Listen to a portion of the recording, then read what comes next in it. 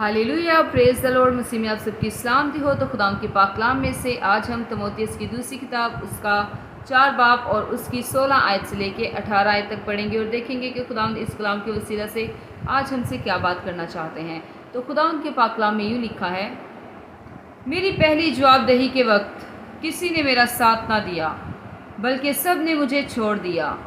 काश कि इन्हें इसका हिसाब ना देना पड़े, मगर खुदावंद मेरा मददगार था और उसने मुझे ताकत बख्शी ताकि मेरी मार्फत पैगाम की पूरी मुनादी हो जाए और सब गैर कौमें सुन लें।